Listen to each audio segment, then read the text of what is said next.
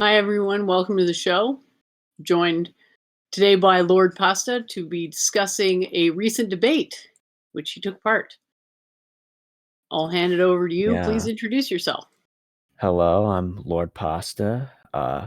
Don't really do that much these days, but uh, about a year ago, I live streamed a lot and, had some discussions with people on Discord frequently, trying to get back into it again, I guess. Yeah, and that's basically who I am. I remember in the debate you said you were a logical nihilist. Is that right? Yeah, Could you tell us a bit about that and maybe just your views in general and what brings you to this particular conversation? hmm Yeah, so I describe myself as a logical nihilist, and by that I mean that I don't think that logical rules up, are always true in all cases, right? So I might hold to things like the LNC, the LMC, LEM, laws of logic, uh, as like rules, like epistemic rules that have weight, right? But I don't think that they hold in all cases. That's all that that means. Okay, so in the debate, you were skeptical Yeah. of that, and your opponent was lending credence, more or less accepted those Yeah. uh, rules. I It, don't it want to would, say laws, but however we're referring to them. yeah, it was a bit hard for me to really understand their position on that matter because obviously, there's some backstory to this. I had been watching this person for a while, and I'd heard them make some statements about the laws of logic and about logic generally that I wanted to question them on. And it wasn't just them, there were multiple people in the voice call, and they kind of like also started having their own dialogue with me, which I didn't necessarily disagree with any of them. I really just had an issue with Femios. So yeah, it was kind of unclear what Femios's position was, but yeah, they seem to be, more in line of accepting laws of logic as being objective in their words. It sort of seemed to me like the difference in your views was along the lines of how you interpreted the results of the demonstrations slash proofs of the laws of logic. So it appeared that Femios took the possibility of the intrinsically negatively defined sentence. That paradox was Yeah. not problematic for them. Like, it seemed to me that you took that paradox being well defined as evidence that it is possible to simultaneously define a contradiction. And they hmm took it as evidence that it is not. So I found it Uh, interesting that you could, like, basically take it either way. yeah, that was interesting, specifically with that exchange. Um, it was very confusing what their point was because they just kept repeating back to me that it is a contradiction, and I was just like, well, that's the point. If it is a contradiction, then you're affirming a contradiction, right? Um, and it's been a while since I had the discussion. I don't really know if things moved on from that point or if someone else stepped in and said something. Well, there's a I'm not exactly sure how the debate totally mapped out because I only had a few points that I had listed as interesting. hmm Would you like me to go into those? Sure. So I would have wanted to see Femios go into why they reject the paradox in their use of language because it seemed arbitrary. Yeah. So it seemed like, well, the laws of logic are good enough until we run into these problems, at which point they get rejected because at that point it starts to sound like what quantum was actually talking about recently, which is the notion that there's this like built-in question begging to the structure of arguments. Mm. So it's basically saying, well, contradiction is well defined because contradiction is well defined. So I'm rejecting any instance where contradiction wouldn't be well defined, e.g., where you run into this ambiguity where it appears you can have a well defined sentence that is self contradicting. Yeah, and then, of course, obviously, this is maybe a little bit unrelated, but later on, um, I was pulled into a conversation with some of those people with, synth and qualia is fake, and they expressed to me that the liar sentence is actually not well defined, and that's like their issue with it. Um, but there wasn't really I didn't record that, and there wasn't really anything fruitful that happened with that discussion afterwards. But it appeared to be the case that because this is what confuses me after I had the conversation. It appeared to be the case throughout the course of my interaction with Femios that uh, they would agree with all of the examples that I would give of instances where something is neither true nor false or true and false. And but later they would say, oh, well, that doesn't mean that, the law of excluded middle or the law of non-contradiction aren't true in all cases, which was kind of hard for me to wrap my head around, I guess. They might be doing a fallacy. They might be trying to have it both ways. Yeah, So that's to say possible. to say that to say that you're concluding that you can reject something on the basis of it concluding P and not P, but then define a sentence that includes necessarily P and not P. Those two things don't appear to be compatible, which appears to be the case in the many examples of liar paradoxes that we have probably both seen to some extent. Hmm. So I think there might actually be a problem that most people are not aware of in this way of approaching things. And it comes down to, are truth makers true? Have you ever heard someone go down this line of inquiry? I've heard related things in the past. So basically, like if we have a bunch of axioms that determine the truth through inference, are those axioms true? Hmm. So I'm not saying you have to have an answer to that. I'm saying that a lot of times there's a tendency to assume that the axioms are also true. And if you are understanding the axioms as the cause, and then this information you get out of the axioms as the effect, and you're saying, well, both of these things are true, so you're kind of conflating the cause and the effect.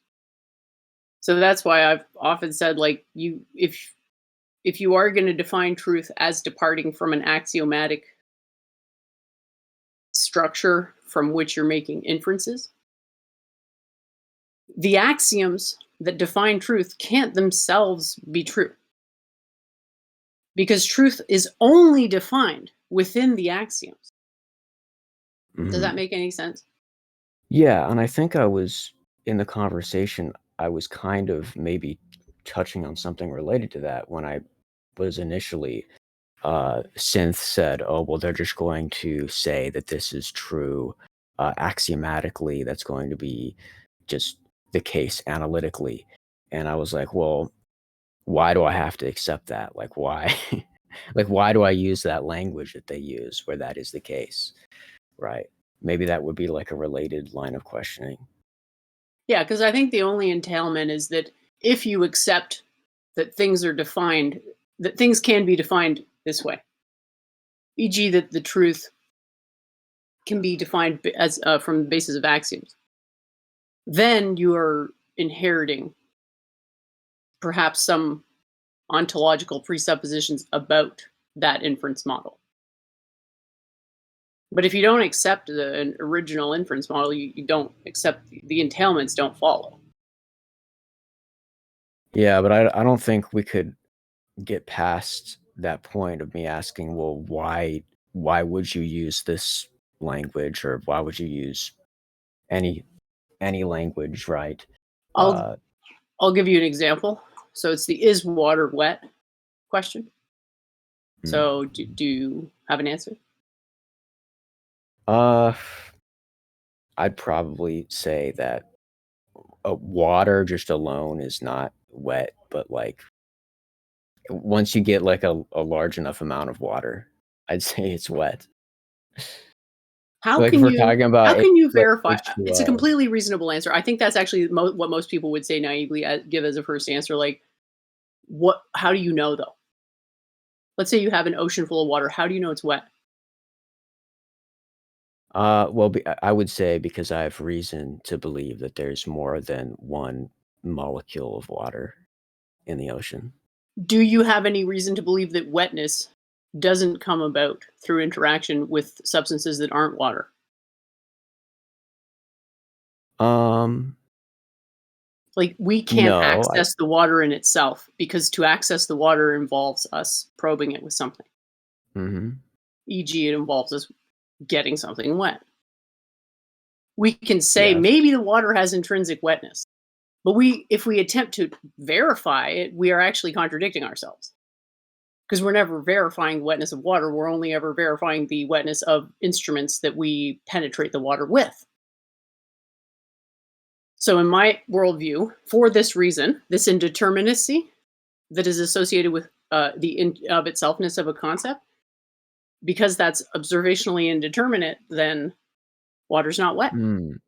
I feel like we're doing like a funny thing there. That, by the way, that What? doesn't mean water's dry.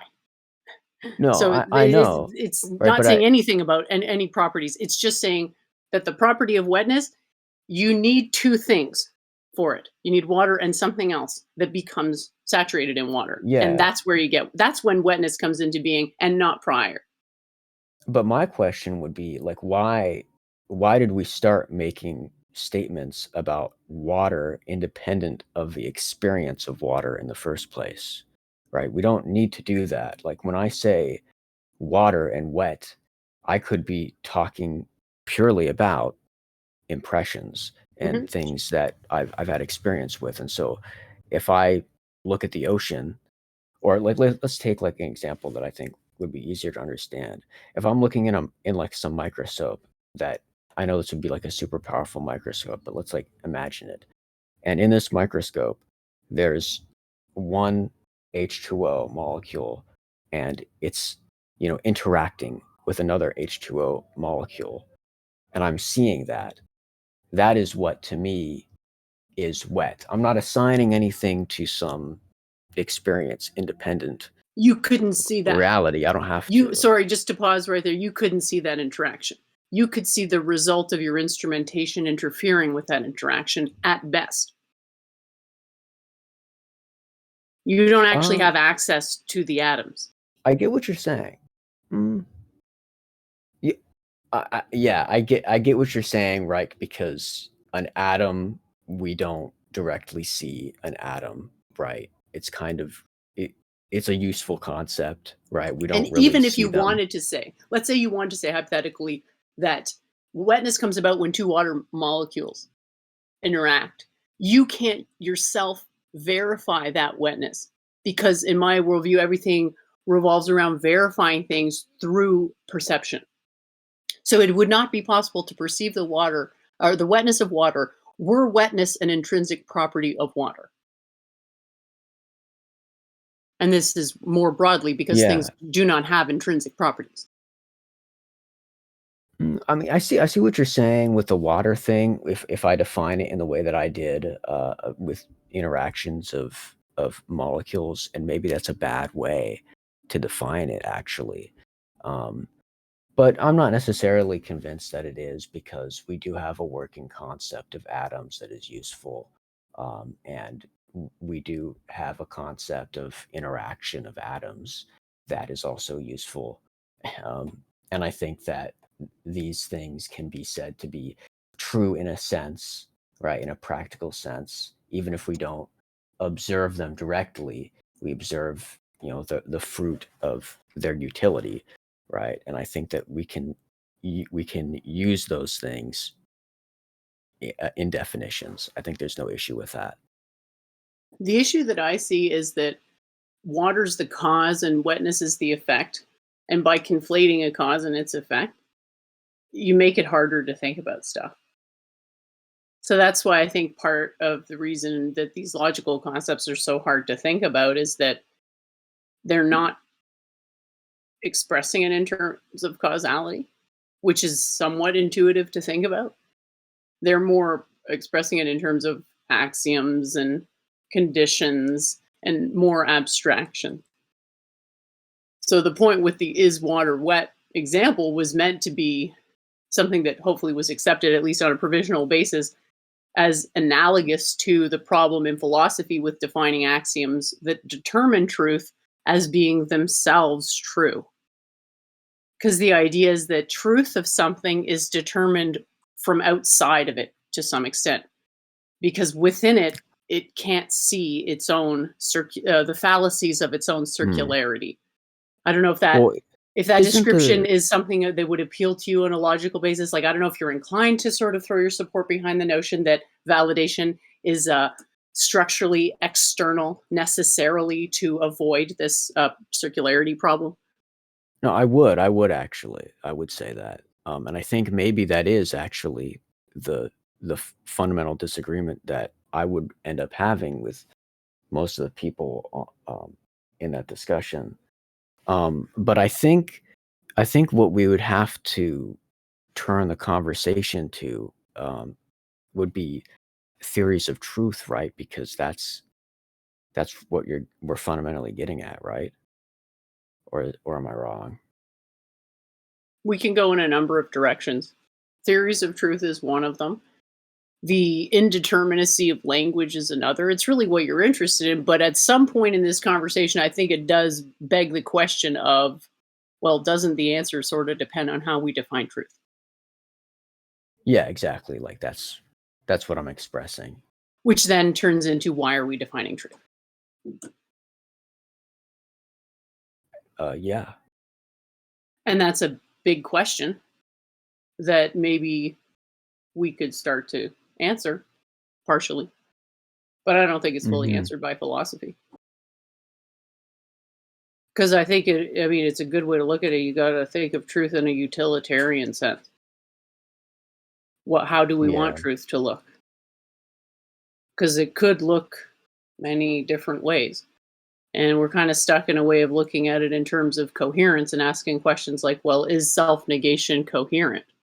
But we're not actually grasping the underlying concept that actually there may be an even deeper contradiction that we missed, which I think I also mentioned to you with anything involving I don't know, I could just sort of represent the argument that I mentioned in DMs, which was that Sure. anything involving a contradiction involves a zero, which is the midpoint.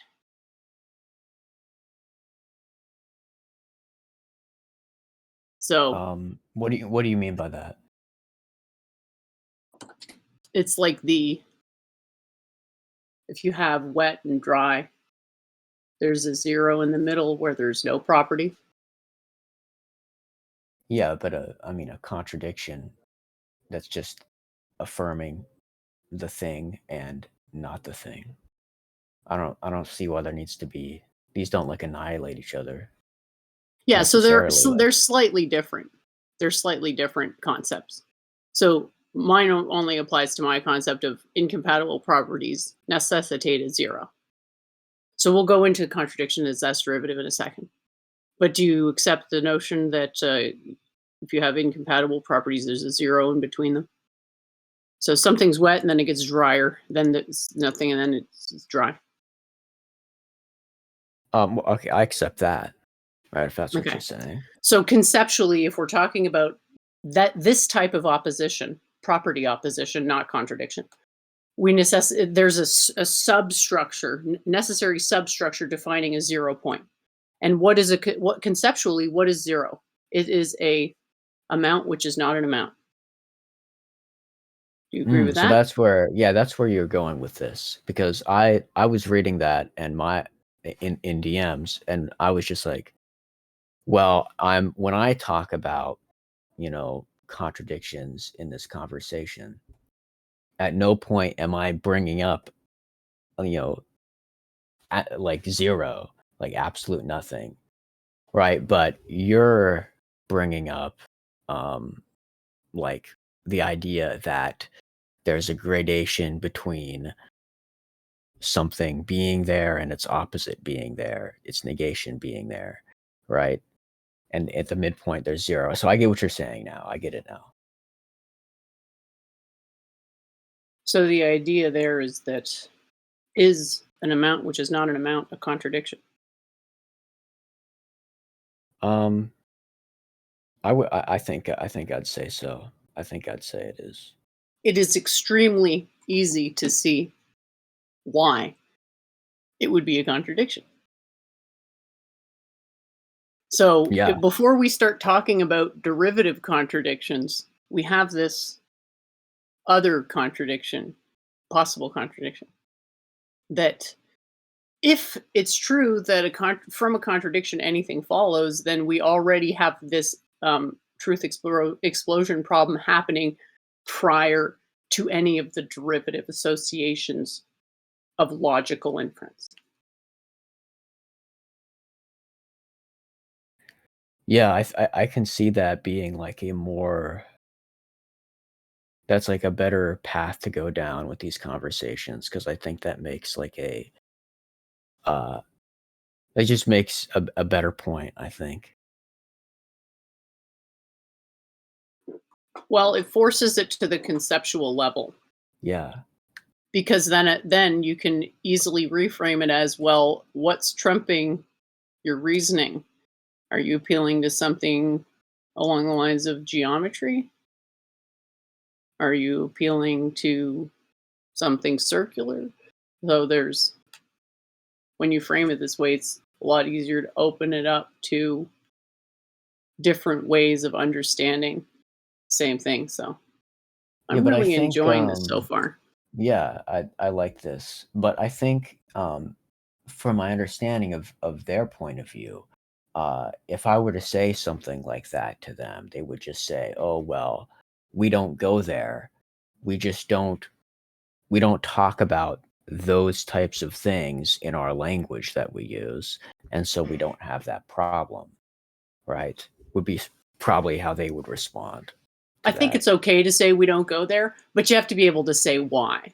Like, for example, I don't want to talk about the trolley problem when I'm discussing philosophy because I think it inspires violent imagery and my worldview prioritizes nonviolence. Mm. I think if you disagree with that, that's reasonable because I don't expect other people to feel the same way as I do about that stuff. But if you can't justify why you're embracing a particular convention about exclusion of data, I think that's problematic. Yeah, and I think that would have been a more interesting direction to steer the conversation in. But the issue was that was a call-in show and they have limited time. And that's why, like, afterwards, I was brought into a different voice call to talk to the other people. Um, That's so, awesome, and yeah. I think that's how these conversations develop, like, I'm hoping that through this exchange, I can give you some inspiration for where to take the Hmm. conversation. Because Yeah, I think it's definitely. really interesting, and it's a difficult topic to talk about, so you end up having to be kinda wear 2 hats, where you're partially a teacher, just sort of getting the audience to a point where I don't know if you read the comments so far, but, like, people aren't really necessarily understanding everything we're talking about. And then Mm, also having the conversation progress in such a way that, you can actually somewhat like have a semi conclusion to things. Like, okay, that point was kind of the deciding factor in the exchange where the well of sufficient justification kind of dried up. yeah. The conversation had got to the point where it was no longer Femios talking, it was the other two people, and we were basically just we were basically in agreement on a lot of things, but they had brought up trivialism and that was kind of where the conversation ended. But that's very close to, where I want to ask the questions. Well, why do we use the language that we happen to use? Because I think that that is that's like the next step in the conversation, right? You're saying that, you know, in this language that we use, I'm taking a trivialist position towards this language. There's just certain things that we don't mention. There's just certain places that we don't go. Okay, that's completely understandable. But why don't we go there? Why don't we say those things? Right? Um, yeah, but I didn't get the chance to do that. Yeah, that would have been really interesting. And uh, I also it would have been cool to bring up theories of truth because I feel like maybe there I would have had some disagreements with not just Femios, but with everyone probably. And that kind of brings me to the conversation where you were in the audience the other day and you were writing some comments in chat, and it didn't seem like you were quite understanding what I was saying about trivialism. Mm. So I don't know if you wanted to maybe go into that now. And Sure, sure. did you did you come to understand it, or is there some point where it sort of fell apart? Well, I feel like I jumped in there partially through you explaining something that it would have required me to hear the beginning to fully understand. And so I just didn't have the full context.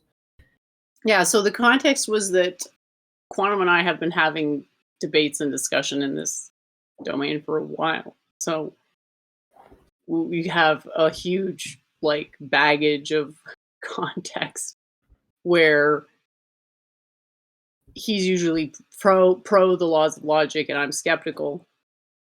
And Mm, so the conversation was me explaining why I was skeptical and saying that the logicians can't actually justify why the principle of explosion is problematic.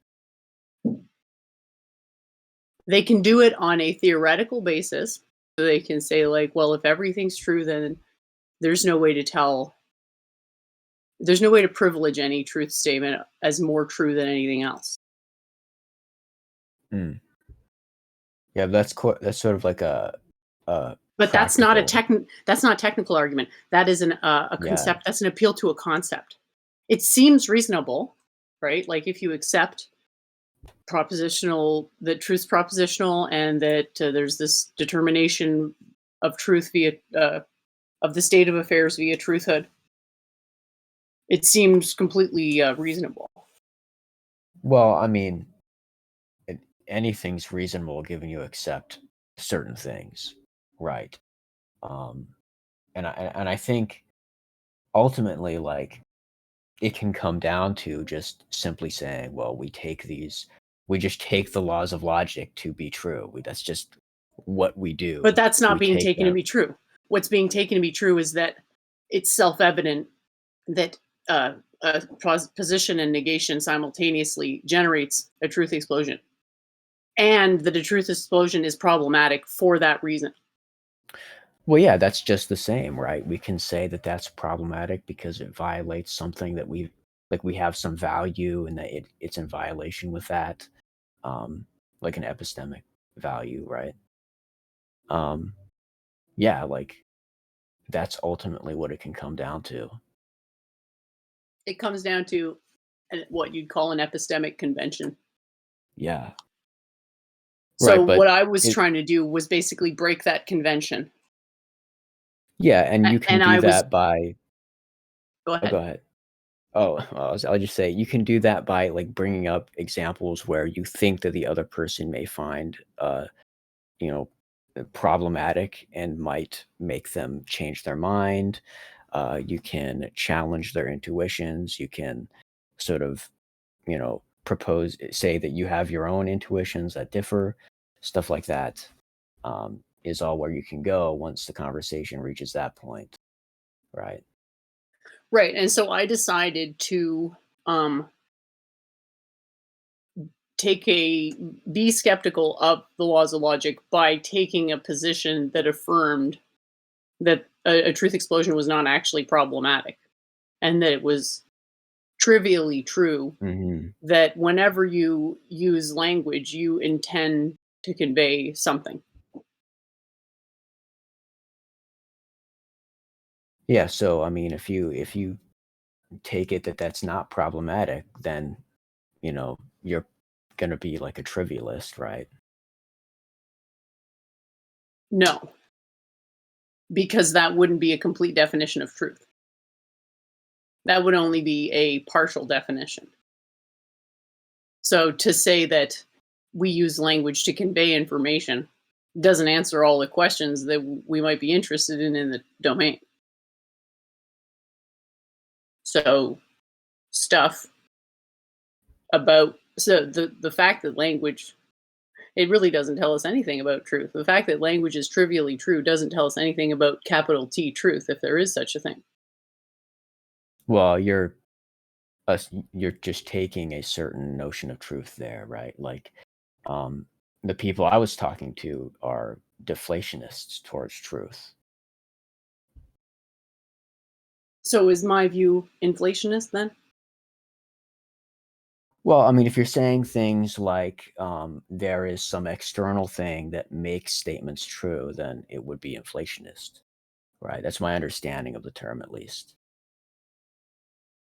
A deflationist view of truth is just that, like a tree, the statement "there is a tree" is true just in case there is a tree, right?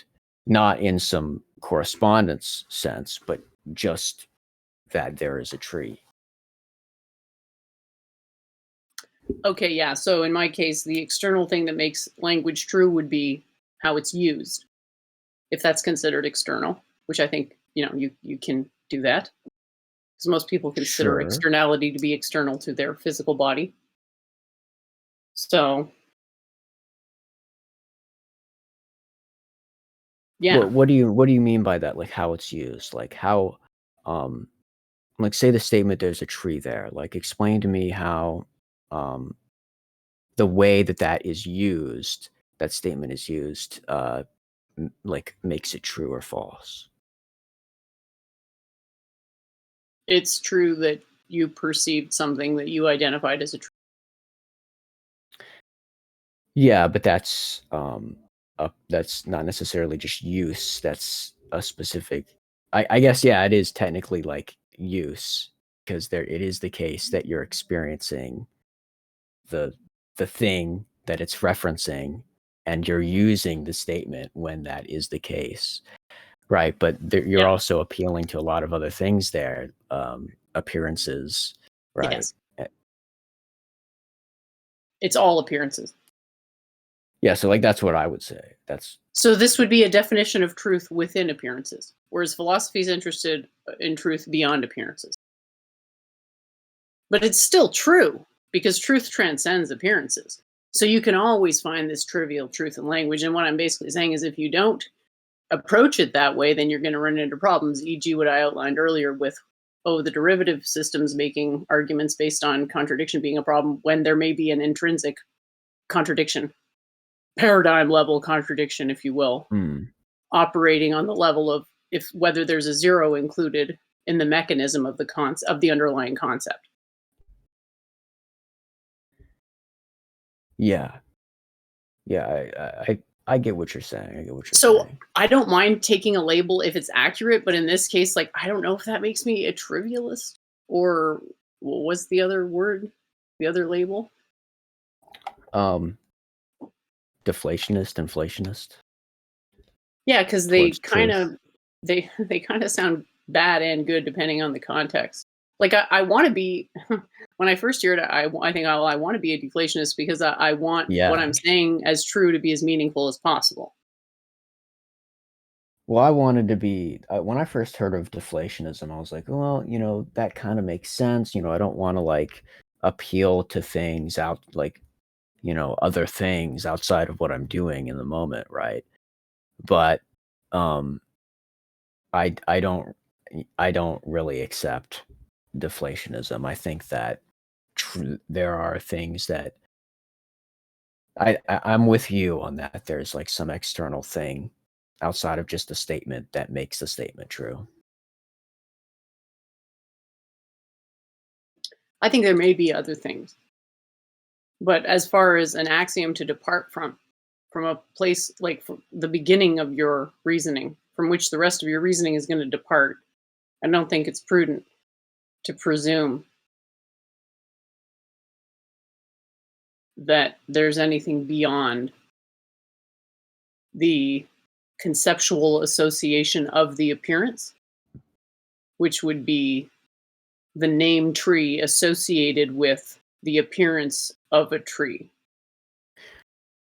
So you're saying there's no reason for me to take it that when I make a statement, it has only a particular thing in reference. But I think I also agree with that. I just take it that it can be the case, right? If it is the case that whatever, I could be like making weird noises, right? I could like intelligible to any existing language, but so long as, you understand what that's supposed to mean and you understand what that references in that given context, it can be true if that external thing, we agree appearance, uh, is actually there. Right. And if it's actually there, that means it has its own existence, which means its properties subsist in the absence of observation, which in my worldview can't be established. So properties subsisting in the absence of observation is, quote, a contradiction, even though my system doesn't really talk about contradictions. Well, we can't. Maybe this is like diverging a little bit from the topic that this started on, but I don't think that we can just deal in appearance in that simple sense. Um, like the intuitive reference of a statement like the tree, right? We understand what the tree is. It's some bundle of sense data, right? I don't think we can just rely on that to get truth in like a way that's like We can't. functional that we would all We agree with. can't. I don't think we can. But that's still that the tree corresponds to an identity associated with a perception is still trivially true. So the level on which normal conventional associations are true is only this trivial level, is basically what I'm saying. But then to fully define truth, we need to invoke a bunch of additional stuff Hmm. that the conventional association can't encompass. Okay. Yeah, no, I 100% agree with this because like um I take it that there are different types of truth and some of these types of truth can be said to be known and some of them can just be said to be practically known, right? And so these other forms of truth are, like you would appeal to like the goodness of holding a certain position, holding a certain attitude towards a statement, stuff like that, right? So like I may not um I may not observe in appearance the cause, right, of like, I rolled a ball into a bunch of other balls and it stopped and the other balls bounced around. I may not observe that cause, that the ball hitting the other balls caused them to bounce around like that. But it is a useful concept. It has utility for me to believe that there is such a thing as a cause, right? Even though I don't directly observe the thing referenced by cause. Yeah. So, like, metaphysically, you can prove that you cannot differentiate between causes and effects because of something called the problem of the criterion. Hmm. That we're basically inscribed in this circular reasoning that requires two unknowns, the observer to be differentiated from the observation. So that's two sources of indeterminacy. but only one way to make determinations, which is empiricism.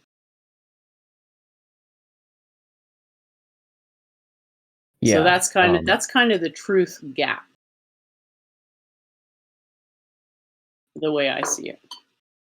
And then philosophy is just various incursions into, like, okay, given that there's this gap where we have one pathway of determinations, empiricism, and two, essentially at least two different things we need to tell apart accurately.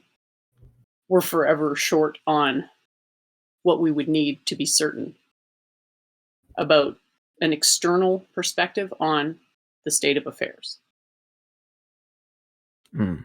I mean, at no point am I talking about like an actual like perspective that is external to my experience, right? Everything that is ultimately going to determine for me the truth of a statement is within appearance. It's just not, and you probably agree with this. It's just not uh, the direct reference of a statement always that does that. It's almost never. And arguably, it can't be. Yeah. Like, according to some interpretations of Buddhism, it can't be because it represents an absolute truth, and conventional language doesn't have the capacity to convey absolute truths. I mean, I can see that, but like, I don't know. I think that if I have a concept of what a bottle is, a bottle of water, and if I'm looking at a bottle of water, I think I'm confident in saying that there is a bottle of water there.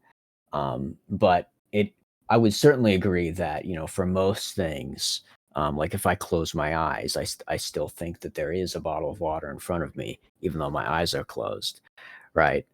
I believe in all kinds of things that are like that, that Venus exists, like, that atoms exist, right? So obviously, I'm going to agree that most things are going to be true by other means other than their reference.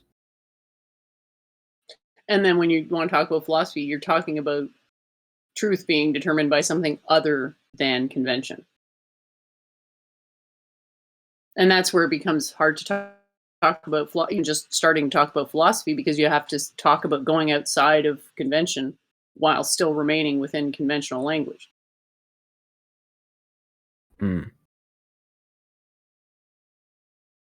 So a lot of the time, you're just going to end up explaining the same concept over and over, but it does help because it sort of makes everything more obvious, because you can see longer and longer, further and further into how all the inferences play out in your reasoning. So I think yeah. I'm not trying to sell you on what the truth ought to be, how it ought to be defined, but basically, I would hope you would accept that different domains define truth differently because they have different aims. Like, theological truth is normally understood to be something sought with a particular theological aim, like going to heaven, for example. Mm. I But I in definitely physics, it doesn't make sense to define it that way because the aim of physics is different. yeah, I mean, I've been known to talk about lots of different types of truth. There's referential truth, there's practical truth for me, there's flowing truth, and there's poetic truth. I think those are some of the ones that I've talked about in the past.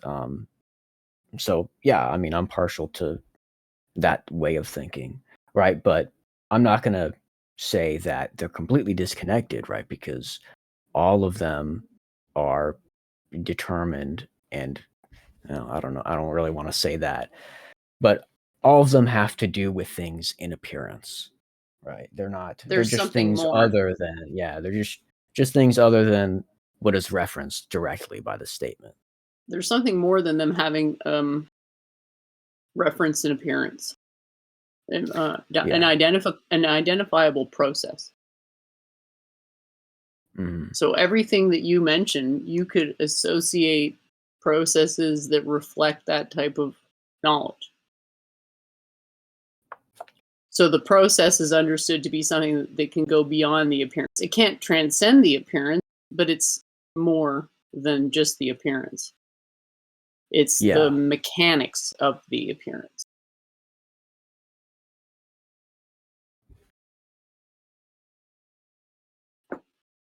Yeah, was there anything else that, you wanted Yeah, to so talk to about? conclude, the worldview is basic understanding truth as always reverse engineered on what appears to be an ontological basis, but is actually a procedural basis based on outcomes. So when you first approach the system, it seems like truth is something that is defined ontologically, and therefore appears that you can make proofs about truth. But then you realize that truth is just something that arises in a structure relative to that structure, and we can't really talk about it past that unless we actually define a specific outcome that we can then reverse a procedure relative to.